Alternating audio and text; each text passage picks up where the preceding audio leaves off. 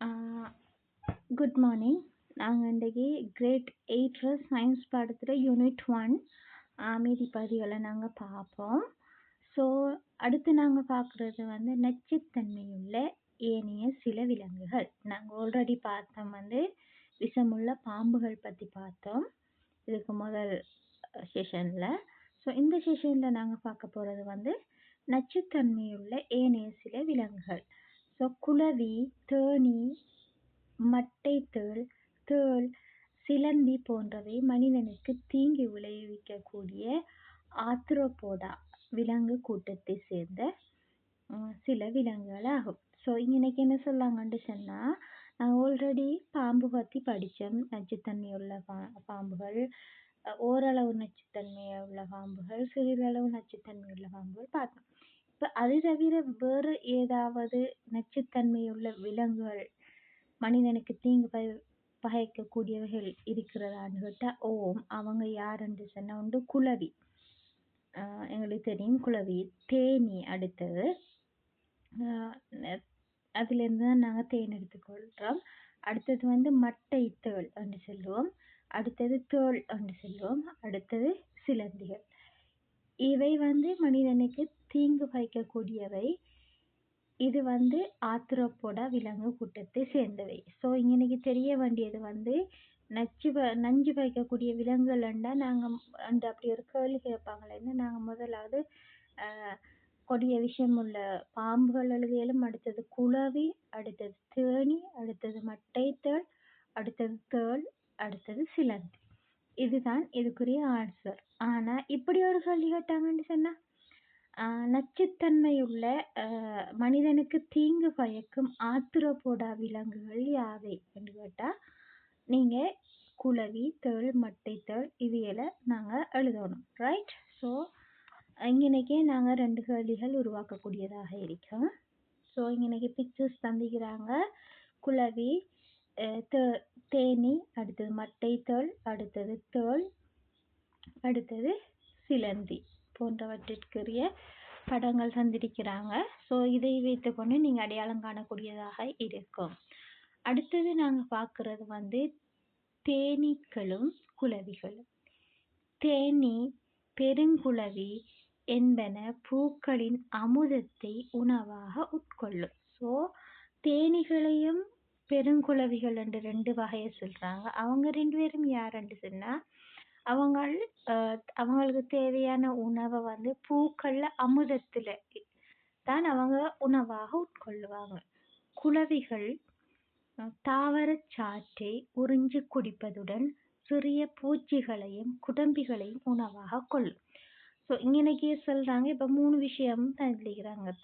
தேனீக்கள் சொல்லிக்கிறாங்க, பெருங்குளவி சொல்லிக்கிறாங்க. அவங்க யாரை உணவை உட்கொள்வாங்கன்னு சொன்னால் பூக்களின் அமுதத்தை. குளவிகள் எடுத்தோம். அப்போ பெருங்குளவிக்கும் குளவிக்கும் வித்தியாசம் இருக்குது அது உணவு முறையில். ரைட்? குளவி வந்து பூக்களின் அமுதத்தை உணவு உட்கொள்வார். குளவிகள் எடுத்த மகந்த அவங்க தாவர சாற்றை உறிஞ்சி குடிப்பதுடன் தாவர சாற்றை குடிப்பார். அது மட்டுமின்றி சிறிய பூச்சிகள் குடம்பிகளை உணவாக உட்கொள்வார். ஸோ இங்கனைக்கு உங்களுக்கு தெரிஞ்சிருக்கணும் பெருங்குளவிடையும் குளவிடையும் உணவு முறை என்னன்னு சொல்லி, உணவு பழக்கம். சரி, அவங்க என்னத்தை உணவாக உட்கொள்வாங்கன்னு சொல்லி. அதே நேரம் தேனிட உணவும் என்னவாக இருக்குங்கிறது உங்களுக்கு தெரிஞ்சிக்கும். இவற்றில் உள்ள நஞ்சு எதிரிகளிடமிருந்து பாதுகாப்பை பெற உதவும். ஸோ இவங்களையும் நஞ்சிருக்கி.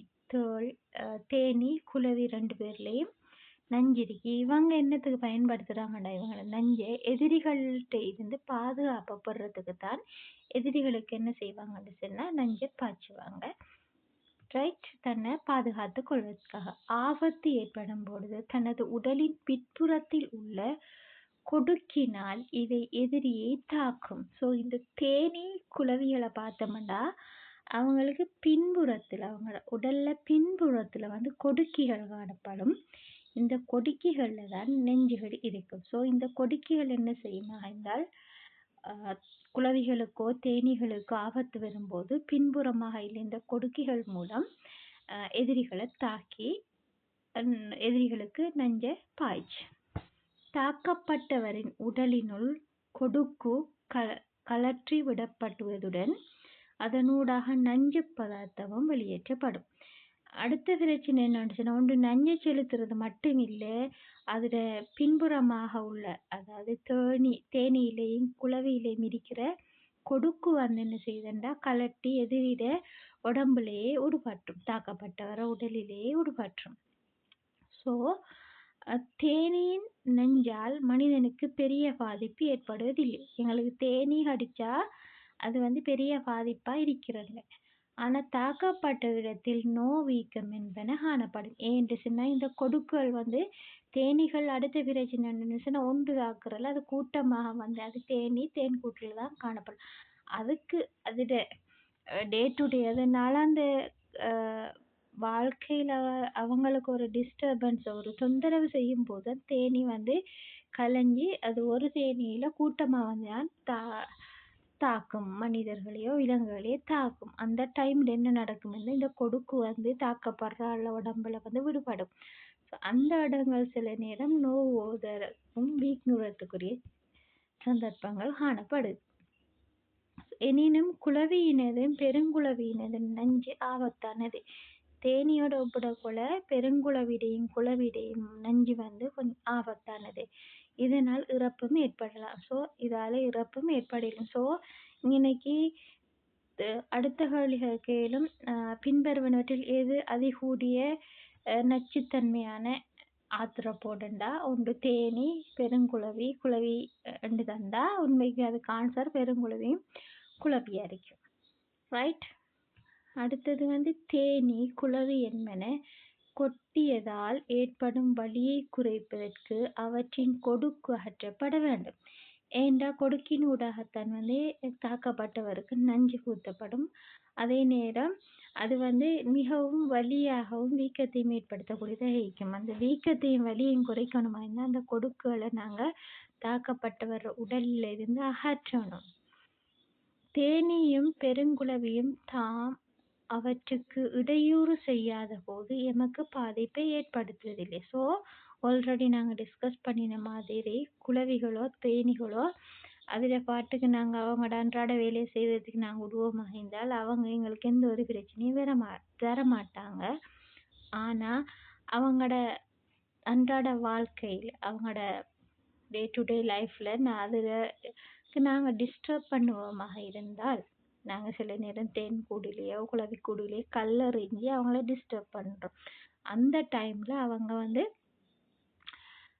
பாதிப்பை ஏற்படுத்துவாங்க. ரைட். இவை தமது வதையில் தேனை சேமித்து வைக்கும். தேன் பூச்சியை பொறுத்தளவில் அது வந்து அதோட வதையில் வந்து தேனை சேகரித்து வச்சிருக்கும். ஸோ இன்னைக்கு அடுத்த இது வந்து என்னென்னா, தேனை பொறுத்தளவில் 2 சமிபாட்டு தொகுதி இருக்கு. ஒன்று வந்து நார்மலாக உணவு உட்கொண்டு உணவுல வர கழிவுகள் எல்லாம் அகற்றப்பட்டு போகிற மாதிரி இன்னொரு தொகுதி இருக்கு, சமிபாட்டு தொகுதி மாதிரி உண்டு. அது அதுவும் ஒரு சமிபாட்டு தொகுதி தான். அது வந்து என்ன செய்யும்னா தேனை வேறையா பூக்கள்ல இருந்து எடுக்கிற தேனை செப்பரேட் ஆக்கி அது தேனை அதாவது மாற்ற ஒரு செயற்பாடும் நடக்கிற ஒரு தொகுதியும் இருக்குது. வதையிலிருந்து தேனை பெறுவதற்காக அவற்றின் வாழிடங்களை சேதப்படுத்தும் போது அவை மனிதனை தாக்குகின்றன. ஸோ நோவலாக அது யாரையுமே தேள் எடுத்தாலும் குளவி எடுத்தாலும் தேனீ எடுத்தாலும் குளவி எடுத்தாலும் அவங்க வந்து நார்மலாக மனிதர்களை தாக்குற இல்லைன்னா அவங்களோட நாங்கள் தேனை எடுக்கிறதுக்காக அவங்களோட கூடுகளை வாழிடங்களை நாங்கள் சேதப்படுத்தக்குள்ள எங்களுக்கு அவங்க தாக்குதலை நடத்துவாங்க. அடுத்தது தேளும் மட்டை தேளும். மட்டை தேளும் ஊனுண்ணிகள். ஊனுண்ணிங்கிறது நாங்கள் ஆல்ரெடி பார்த்திக்கோம், விலங்குகளை உண்றவங்க. ஸோ இவற்றின் நஞ்சு இரையை செயலிழக்க செய்வதற்கும் பாதுகாப்புக்கும் பயன்படுத்தப்படுது.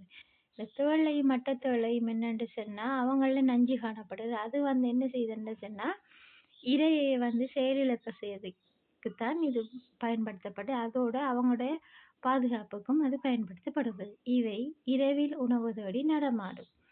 ஸோ இவங்க தேளையும் மட்டை தேளையும் பார்த்தோம்னு சொன்னால் காலையில் நாங்கள் காண்றது மிக குறைவு. ஆனால் இரவு டைமில் தான் இவங்க உணவு தேடி வருவாங்க. ஸோ இரவு நேரத்தில் நாங்கள் இவங்களோட நடமாட்டத்தை அதிகமாக காணக்கூடியதாக இருக்கும். இதனால் பொதுவாக இரவு வேளைகளிலே இவை தனது பாதுகாப்பு கருதி மனிதனை தாக்குகின்றன. ஸோ இதனால தான் மெயினாக மட்டை தேள்கள் எடுத்த வகையில் இவங்களும் பாதுகாப்பு கருதி தான் அவங்களோட எதிரிகளை தாக்குறாங்க. மட்டை தேளின் தாடையில் காணப்படும் நஞ்சு இரையை செயலிழக்க செய்ய உதவும்.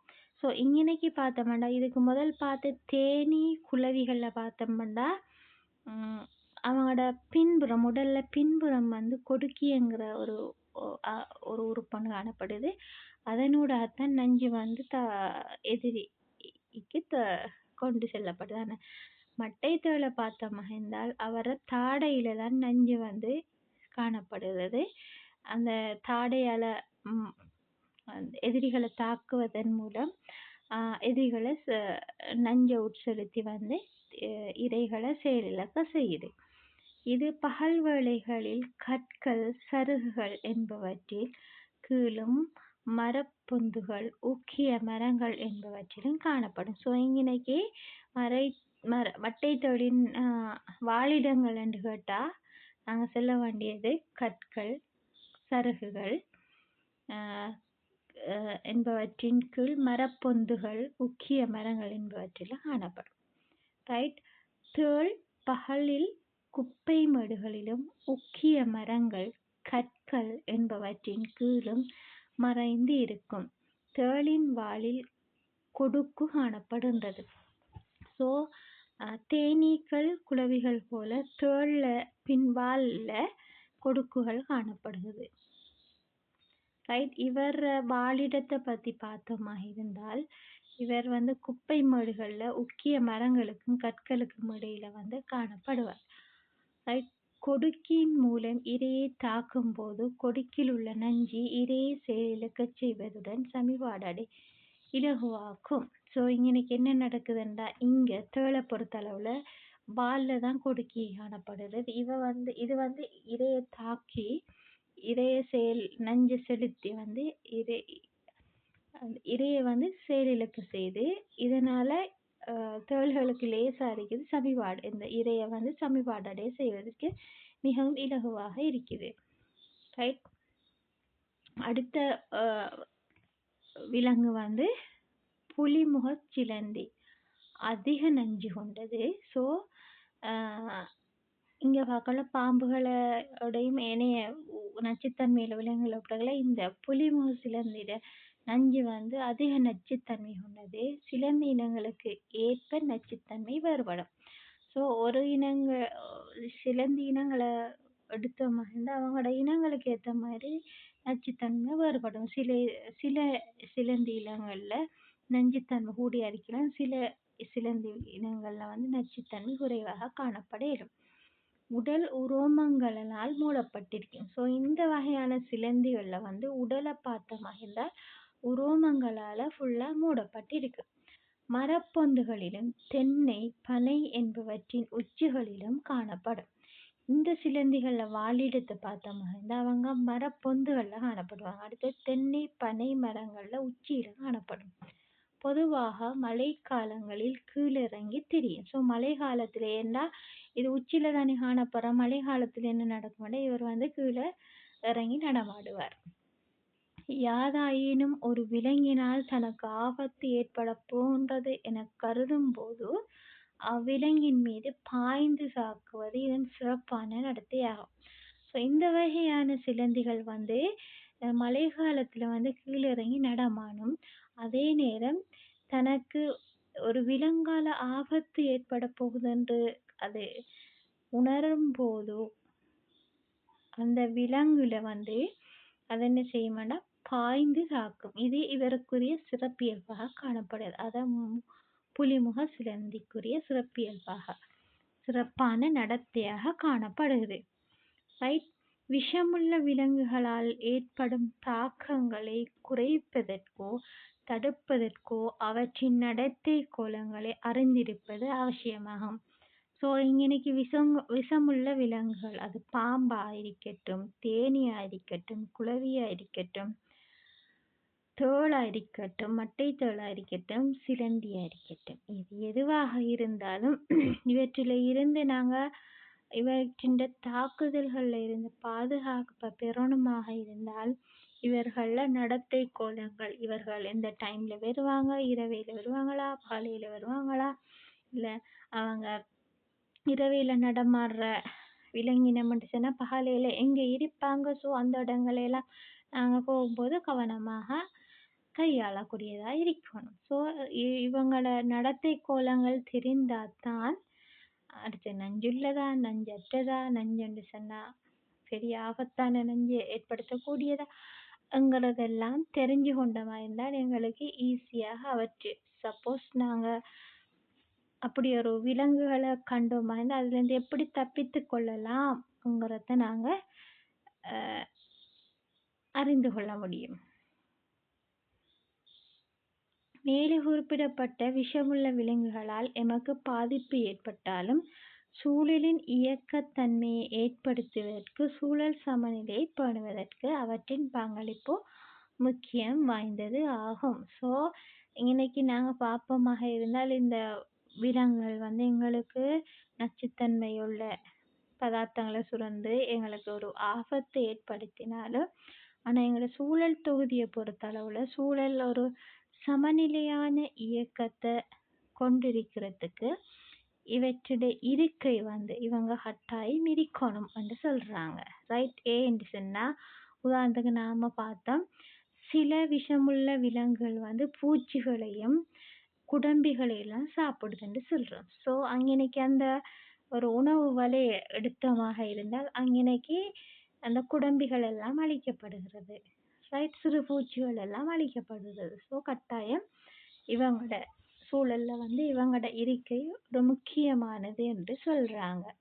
ரைட். விஷமுள்ள விலங்குகளின் முக்கியத்துவம். ரைட். இதுக்கு முதல் நாங்க பார்த்தோம் விஷமுள்ள விலங்குகளால் ஏற்படக்கூடிய தீங்குகள் என்னன்னு பார்த்தோம். அதை எப்படி அடையாளம் காண்றேன்னு பார்த்தோம்.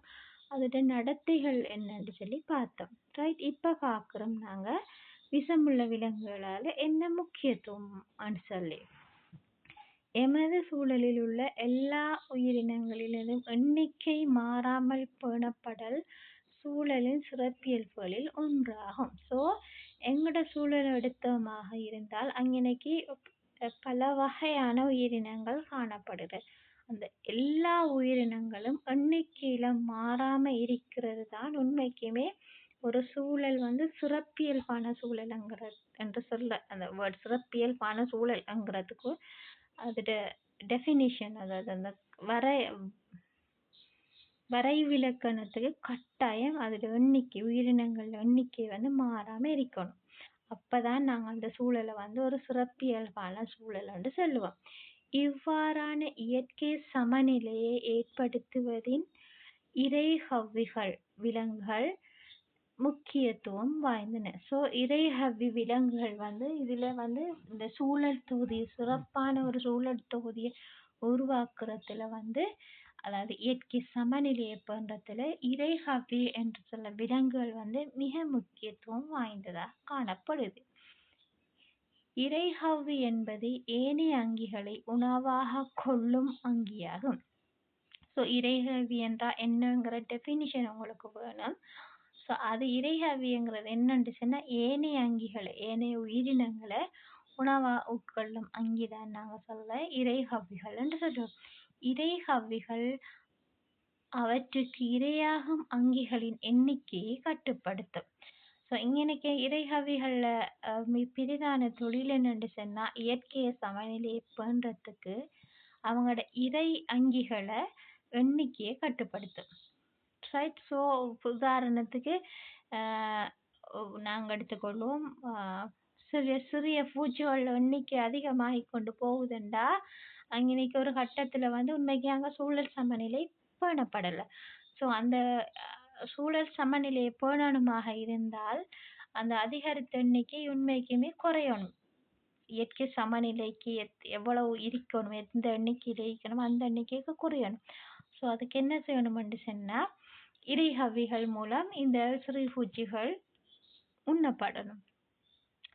ரைட். இவற்றிற்கு சில உதாரணங்கள் வருமாறு விஷமுள்ள பாம்புகள் தேள் மட்டை தேள் என்பன ஊனுண்ணும் இறைகவ்விகளாகும். இறைகவிகள் எங்களுக்கு டெஃபினிஷன் தெரிஞ்சு வரை விலக்கணம் தெரிஞ்சிருக்கணும். சரி. இப்ப இறைகவிகளுக்கு உதாரணம் தெரிஞ்சுக்கணும். அது விஷமுள்ள பாம்புகள், தேள், மட்டை தேள். இவங்க ஊனுண்ணும் இறை கவ்விகள் என்று சொல்லலாம். இவை பயிர் தாவரங்களில் பீடைகளாக காணப்படும் பூச்சிகளை பிடித்து உண்பதால் இவற்றின் எண்ணிக்கை கட்டுப்படுத்தப்படுகின்றன. ஸோ எங்களோட நாங்கள் உதாரணத்துக்கு எடுத்தோம்னா வயல்வெளிகளையோ இல்லாட்டி சோளம் பயிர் செய்கையோ இல்லாட்டி வேறு பயிற்சிகளை எடுத்தோம்னா அங்கே சில பூச்சிகள் வந்து பீடைகளாக காணப்படும். பீடைகள்ங்கிறது நாங்கள் நட்டிருக்கிற தாவரம் உதாரணத்துக்கு நெற்பை பயிற்சிகை எடுத்தோம்னா சில பூச்சிகள் என்ன செய்யும்னு சொன்னால் நெற்பயிற்சிகையின் போது நெல் கதிர் வரும்போது அங்கே வைத்து நெல்லில் இருக்கிற சாறுகளை உறிஞ்செடுத்துடும். இதனால் என்ன நடக்க போது வந்து நெல்லுக்கு வந்து உள்ளுக்கு எதுவுமே இருக்காது. அதை நாங்கள் கதறுன்னு சொல்லுவோம். ஸோ இந்த சந்தர்ப்பத்தில் இந்த பூச்சிகள் வந்து தாவரத்தில் இருக்கிற சாறுகளை உறிஞ்சி குடிக்கிறதால உண்மைக்குமே அந்த பயிர் செய்கிறவங்களுக்கு உண்மைக்குமே அது ஒரு நஷ்டத்தை ஏற்படுத்தும். ஸோ இந்த வகையான பூச்சிகளை இந்த பாம்பு, தேள், மட்டை தேள் என்பன பிடிச்சி சாப்பிட்றதால உண்மைக்குமே அங்கனைக்கு சூழல் சமநிலை பேணப்படுது. அதே நேரம் தாவரத்தில் இது ஒரு பீடியாக கணிப்பிடுறாங்க. ஸோ இந்த தாவரத்திட வந்து அந்த அழிவுகள் வந்து குறையும். எலி, தவளை, ஓணான், சிறிய பாம்புகள் என்பவற்றை விஷம் கொண்ட பாம்புகள் இரையாகக் கொள்வதால் அவை பெருமளவு பெருகாது தடுக்கப்படும். ஸோ நாங்கள் ஆல்ரெடி சொன்னோம் சூழல் சமநிலை, இயற்கை சமநிலை பேணப்படணும். ஸோ இங்கனைக்கு எலி, தவளை, ஓணான், சிறிய பாம்புகள் எல்லாம் எடுத்தமாக இருந்தால் அவைகளில் பெருக்கம் கூடுவதாக இருந்தால் என்ன நடக்கும்? சூழலில் சமநிலை குறையும். அது ஒரு பெரிய டிஸ்டர்ப் ஆகிக்கும். ஸோ அதை குறைக்கணுமா, அதில் சமநிலையை குறைக்கணுமா, இந்த எண்ணிக்கையை குறைக்கணுமா இருந்தால் அது உண்மைக்குமே வேறு யாராலாவது சாப்பிடப்படணும். இந்த எலி, தவளை, ஓணான் எல்லாம் வேறு அளவை குறைக்கணுமா இருந்தால் அது இல்லாமல் ஆகணும். இல்லாமல் ஆகணுமெண்டா என்ன செய்யணும்? அது வேறு விலங்குகள் வந்து சாப்பிடணும். ஸோ இந்த வகையான வேலைகளை செய்கிறது இந்த விஷம் கொண்ட பாம்புகள் பிரதானமாக. ரைட். தேனீக்களும் குளவிகளும் பூக்களின் மகரந்த சேர்க்கைக்கு உதவி செய்கின்றன. ஸோ இங்கனைக்கு என்ன செய்யுதுன்னு சொன்னால் தேனீக்களும் குளவிகளும் என்ன செய்யுதுன்றா உதாரணமாக தேனி எடுத்துக்கொள்வோமா என்றால் தேனி வந்து பூக்களில் காணப்படுற தேனை வந்து உறிஞ்சிக்கொள்ளும். அந்த டைம் அந்த கால்களில் வந்து மகரந்த மணிகள் ஒட்டிக்கொள்ளும். ஸோ ஒரு பூவிலிருந்து அடுத்த பூவுக்கு செல்லும்போது மகரந்த மணி ஒரு பூவிலேருந்து அடுத்த பூவுக்கு மாற்றப்படுது. இதனால் என்ன நடக்க போகுது? மகரந்த சேர்க்கை நடக்க போகுது. ரைட். இதுக்கு தேனீகளும் குளவிகளும் உதவி செய்யுது. பெரும்பாலான பூக்கும் தாவரங்களில் காய்கள் உண்டாவதற்கு பூச்சிகளால் ஏற்படுத்தப்படும் மகரந்த சேர்க்கை அவசியமானது. ஸோ பூக்களில் இருந்து தான் காய்கள் வருது. ஸோ காய்கள் வரணுமா இருந்தால் உண்மைக்குமே பூக்களில் வந்து மகரந்த சேர்க்கை நடக்கணும். இந்த மகரந்த சேர்க்கை நடைபெறுவதற்கு இந்த தேனீக்களும் குளவிகளும் வந்து மிக முக்கிய பங்களிப்பு செய்யுது. மேலே குறிப்பிடப்பட்ட எல்லா விடயங்களிலிருந்தும் விஷமுள்ள விலங்குகள் உணவு வலையின் ஒரு இணைப்பாக இருப்பது தெளிவாகின்றது. ஸோ இதிலிருந்து எங்களுக்கு என்ன தெரியுதுன்னு சொன்னால் ஒரு உணவு வலை எடுத்தமாக இருந்தால் விஷமுள்ள விலங்குகளும் அங்கனைக்கு கட்டாயம் இருக்குதுங்கிறது எங்களுக்கு விளங்குது. இதனால் சூழலின் இயக்கத்தன்மை அவ்விலங்குகள் முக்கியமானதாக ஆகும். ஸோ இதில் என்ன விளங்குதுன்னா சூழலில் இயக்கத்தன்மையில் இந்த விலங்குகள் ஒரு முக்கியத்துவமானதாக காணப்படுது. மேலும் சூழலின் பல்வகைமையை ஏற்படுத்துவதில் இவை முக்கிய பங்கு வகிக்கின்றது. ஸோ சூழலில் காணப்படுற பல்வகைமைகள் இவை முக்கியமாகுது. உதாரணமாக நாங்கள் இதை சொல்லுவோமாக இருந்தால் இப்போ எலிட அளவு கூடிக்கொண்டு வருகுதுன்னு சொன்னால் அங்கனைக்கு என்ன நடக்க போகுது? அங்கே சூழலில் பல்வகைமைங்கிறது குறைய போகுது. எலி சாப்பிட்ற விலங்குகள் அளவு வந்து குறையும். ஸோ அதை கட்டுப்படுத்தணுமாக இருந்தால் நாங்கள் உண்மைக்குமே எலிட அளவை குறைக்கணும். ஸோ அங்கனைக்கு சூழல் பல்வகைமை பண்ணுறதுக்கு கட்டாயம் அங்கனைக்கு இவ்வாறான விஷமுள்ள விலங்குகள் முக்கியமானது. ரைட். விஷமுள்ள விலங்குகளும் சூழலின் நண்பர்களே. ஸோ இதிலிருந்து விளங்குது நாங்கள் விஷமுள்ள விலங்குகள் எங்களுக்கு ஆபத்தானதுன்னு சொல்லி நாங்கள் அவங்கள ஒதுக்க இயலாது. ஏன்டா அது எங்களோட சூழல் தொகுதியில் மிக முக்கியமான பங்கு. ஸோ அவங்க உண்மைக்குமே அது எங்களோட நண்பர்களாக தான் இருக்கிறாங்க. ரைட்.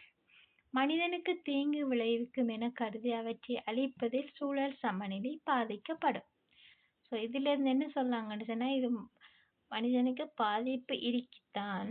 ஆனாலும் அது எங்களோட சூழல் தொகுதியில ஒரு அங்கமாக காணப்படுது. சூழலை சமநிலையாக பேணுவதற்கும் இது முக்கிய பங்கு அளிக்கின்றது. எனவே அவற்றை எமது சூழல் நண்பர்களாக கருதி அவற்றிலிருந்து எம்மை பாதுகாத்துக் கொள்வதுடன் அவ்விலங்குகளுக்கு தேவையற்ற